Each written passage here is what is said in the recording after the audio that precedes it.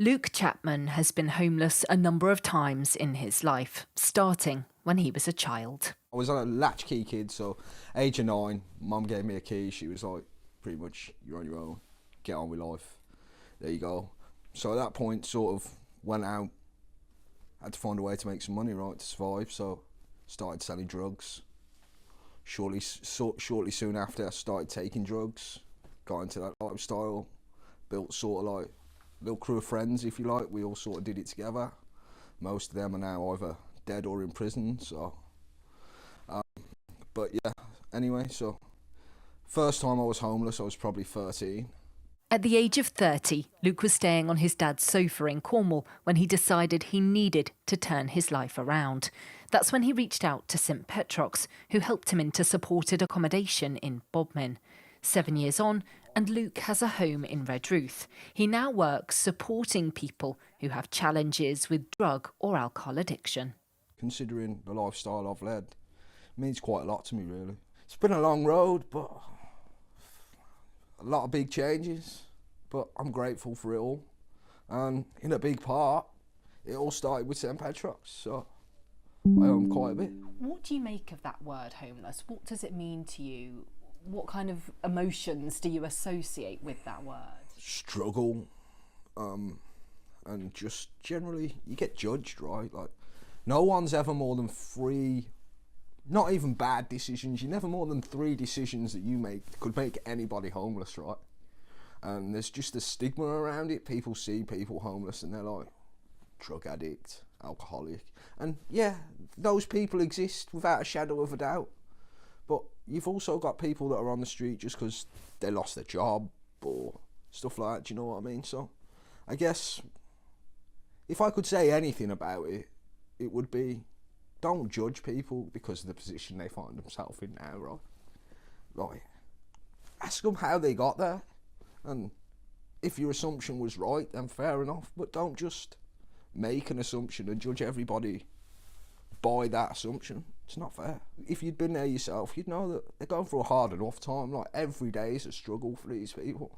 They wake up, they don't know where they're getting their next meal. Probably freezing cold and soaking wet. It just sucks.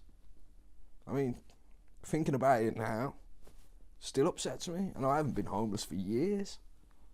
Do you know what I mean? It has kind of impact on your life that you never really forget. The chief executive of St Petrox, Henry Meacock, says homelessness is on the rise in Cornwall. So every year there's an annual snapshot report that's taken, which is one night in the autumn where the number of people rough sleeping is kind of monitored, and that showed over 20% increase on the year before. Our own figures show that we were able to see the numbers drop slightly at the start of the year, but just recently the number of people turning to St Petrox for support is rising. So just at the moment, on any given night, we're estimating between 60 and 70 people rough sleeping. That is almost double, in some cases more than double what it was 5 years ago. There was acute pressure in Cornwall on accommodation, particularly after the pandemic. Short-term holiday lets has been a real challenge in terms of taking property out of the rental sector into the tourism sector. Henry says there is a solution to homelessness. We've never met a single person whose homelessness can't be resolved.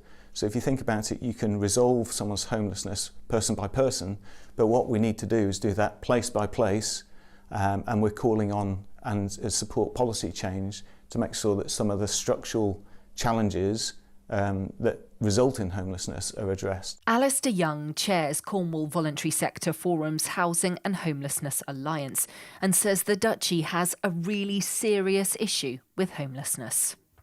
One of the most visible bits of homelessness is people sleeping rough on the streets, and there's probably about 50 people on any given night in Cornwall sleeping rough on the streets.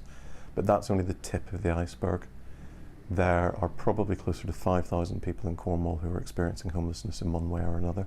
So that would include people who are sofa surfing with friends and family, young people sleeping in vans, which we're increasingly seeing in Cornwall, it's very visible, and close to 1,000 households living in temporary emergency accommodation. So it's a very big problem in Cornwall, and one that has been getting worse in recent years. Alistair believes we can all be part of the solution. There's a wide range of things that people can do. It's important important for people to be supportive of new homes being built in Cornwall. There's a real need for them. There is space for them. It's a problem that can be solved if we invest in it. But people can do all sorts of other things as well. Cornwall Community Foundation has established a housing crisis fund. If people are able to, they could donate to that. If they can't afford to donate to that, organisations like Coastline and St Petrox and others will very happily help to support people who want to donate their time or their expertise to help address the problem in other ways. And it makes a profound difference to people's lives. Do you think this is a problem that can be solved? Homelessness is a problem that can be solved. I've heard people sometimes talk about homelessness being a choice. In some ways that is true. It's true because we as a country have chosen to make it possible. We could choose as a country to invest in social housing. We could in a country to make sure that people had access to safe, secure housing. We do not need to live in a country where homelessness is a reality. Ending homelessness in Cornwall is the ultimate goal for Cornwall Voluntary Sector Forum's Housing and Homelessness Alliance, and for everyone here to have a safe, secure home to live in. Grace Pascoe, ITV News.